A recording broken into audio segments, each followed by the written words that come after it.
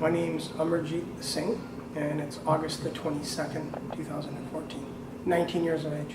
I was a university student living in Edmonton. It initially started during my last year of high school in June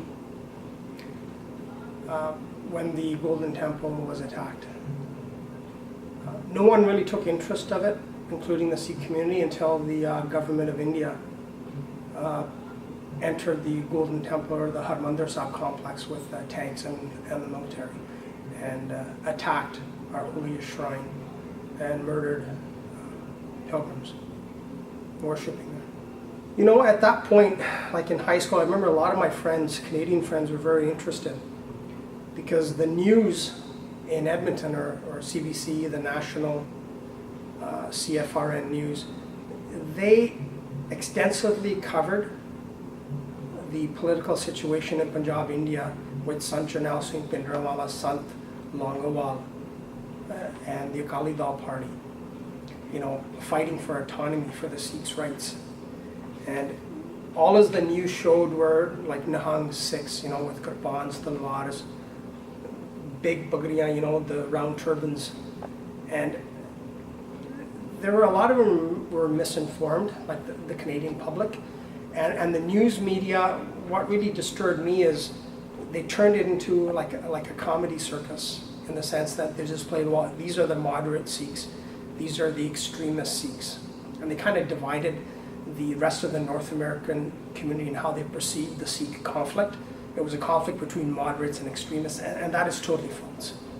And I tried to explain to them the best as I could as a youngster that this was basically a fight by the Sikhs to be recognized as a distinctive religion, have rights that were promised to them during the time of independence from Britain, when Mahatma Gandhi, Jawaharlal Nehru promised the Sikhs more political autonomy and recognition as a distinct religion, which we never got.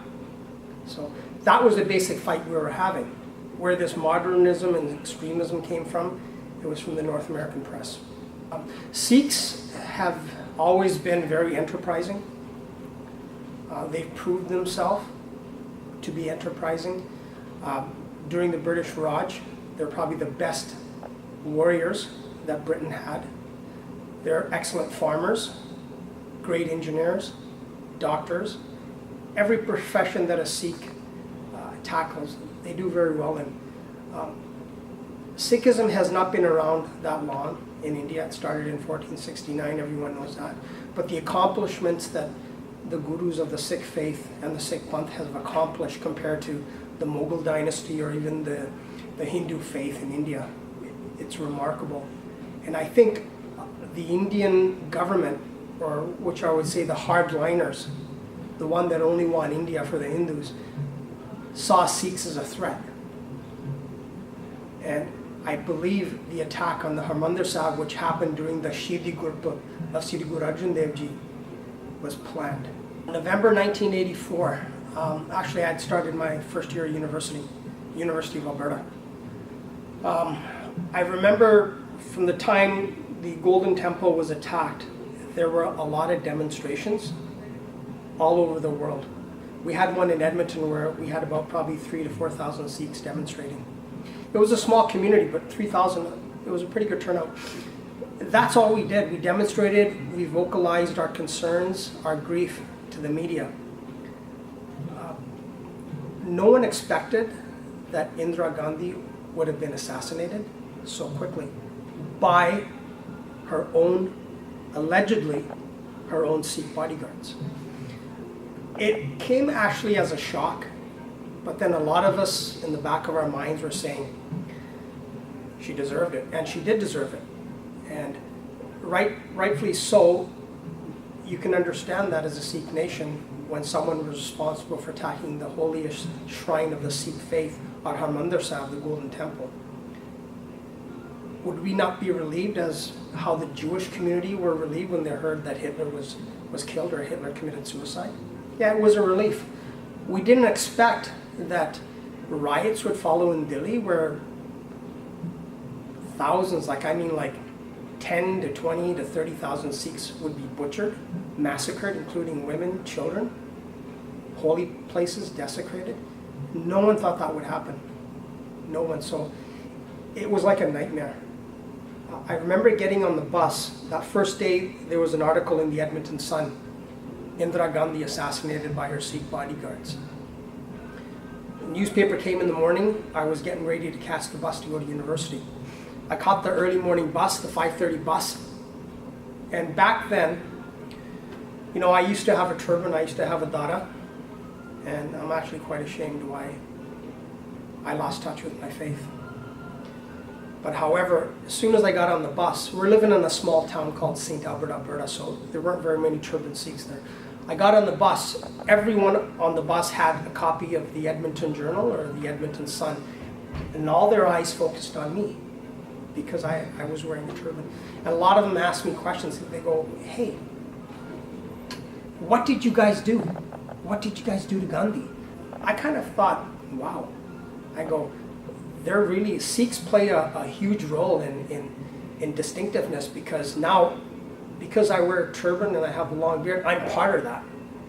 Right? I'm a part of that allegation of the Sikh bodyguards assassinating Indira Gandhi. Hey, what did you guys do? I don't know, but I didn't know how to answer that question. But as the result, the next day, then you started to hear stories about Sikhs being butchered, killed. I don't think the community in Canada knew how to deal with it. It was a shock. They were powerless. My mother, she has cousins that lived in Delhi. They were married, they had children. We weren't able to communicate with them at the time, but when the phone lines were put back intact, there was communication, landline communications, because there was no cell phones. We didn't have MSN back then. The story was that in Delhi, they were living in a part of Delhi where there were not that many Sikhs. So the crowds went to their homes, dragged them out with their wives screaming, poured gasoline over them and set them on fire, while their Hindu neighbors watched, while the police watched. So, you know, that's what I recall my mother telling me. My mother knows more in detail. But that's one of the small stories out of thousands. And that was the execution of choice by the Hindu mobs. And why I say Hindu, there were Hindu mobs, there's no denying it. You know, it comes up to a point where they say, well, no, they weren't Hindus, they were scoundrels. They were Hindu scoundrels. I went to India in January 1985, about 4 months after the riots. We went there to go see our relatives. We lived in, actually my Mamaji's lived in a place called Mabinagar. Now, I think that night I got there, we obviously slept. The morning I woke up, I took a walk, and parts of Delhi along the highway, you could see burnt out ambassadors, Fiats, rickshaws, buses, still lining the highway in Delhi. And when you're walking amongst the crowd there in that neighborhood, I had my pagadi and my dada, you could see the cockiness and the arrogance in the paye, in the laborers, in the general population. They're kind of looking at us and saying, hey, you guys bleed like everybody else. You guys are not Superman. We massacred you. You felt that tension. People were afraid. They were afraid to talk about it. The Gurdwaras were afraid to address it. No one expected this to happen to the Sikhs. They were a strong martial race. And they actually showed us that we're just as human as anyone else. My friends in university, they were worried why I was going back to India like less than 5 months after the riots had happened. When I got back, I shared with them the accounts of just how people were. You know, for example, back long ago in India, a Hindu person would never smoke in front of a sardar on a bus or near a railway station or even entering an area where there's sardar standing. It was respect. I got on buses, people are literally smoking, blowing smoke in your face. That's how much respect the Sikhs lost. That's how much cockiness there was in Delhi against the Sikh people. It impacted my life, it's impacted everyone's life. We in Canada, we can talk about it, we can feel the pain, but we didn't live it. We know this because almost everyone in Canada during that time had a close relative in India, in Delhi and Punjab. Yeah, I thought about it a lot. It bothered me. I had visions of the Harmandir Sahib destroyed in my dreams. In '85, when I was in India, I went to the Harmandir Sahib. In the Harmandir Sahib, there were burnt out vehicles, the property that belonged to the Gurdwara.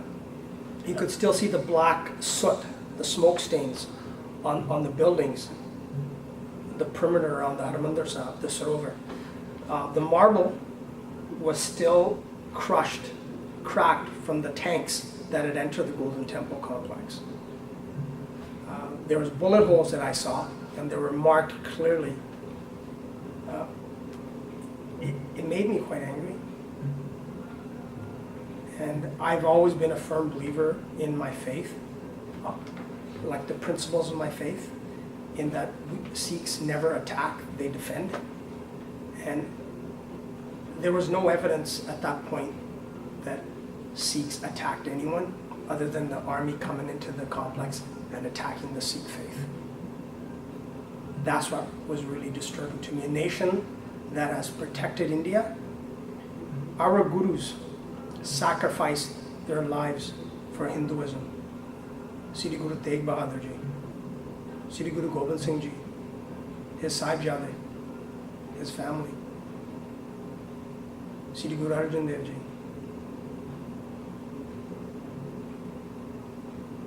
And because of that, I've never been able to forget it. And what I like to say is, we did everything we could back then as a younger generation to raise money for food, raise money to clothes, because we used to collect clothes at the Gurdwara, we used to send money back to India. But it's today's young generation like yourselves that are actually making the rest of the world know about what happened in 1984, because Sikhs in North America have a lot of power, they have a lot of clout, and the younger generation here is making great progress towards holding the Indian government accountable and having the rest of the world see that what happened in India was a genocide. There were not the Delhi riots.